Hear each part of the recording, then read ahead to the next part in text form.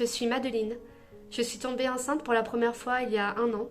Nous nous sommes rendus à l'échographie des 3 mois. J'ai vu le visage de la sage-femme se fermer et j'ai compris que quelque chose n'allait pas. Et là, elle nous a simplement dit « Le cœur de votre bébé s'est arrêté. Je suis désolée, mais c'est terminé. » Je me suis retrouvée sous le choc.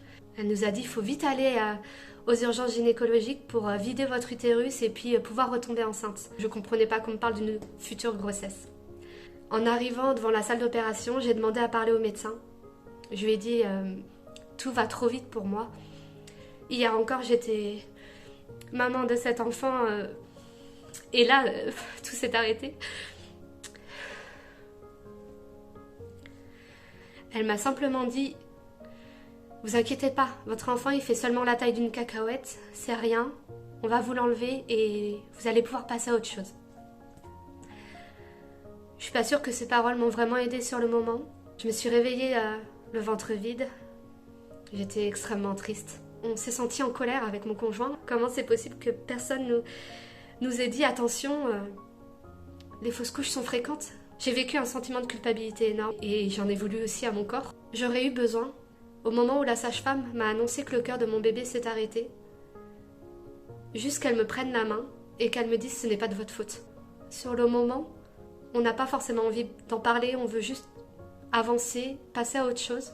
Mais quelques semaines plus tard, pour moi ça a été brutal. Personne à l'hôpital ne m'a proposé d'accompagnement psychologique. J'ai conscience que c'est difficile pour eux, mais s'ils prenaient seulement 1 minute pour nous demander si psychologiquement on a besoin d'aide, si on a besoin de parler à quelqu'un, ça nous aiderait beaucoup. Je m'appelle Sophie, je suis maman de 2 sublimes petites filles.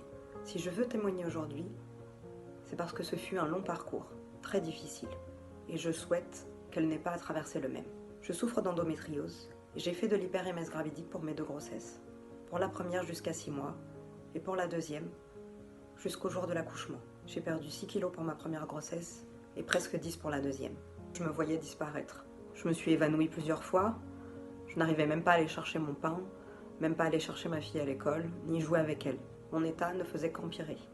Jusqu'à une hospitalisation à domicile.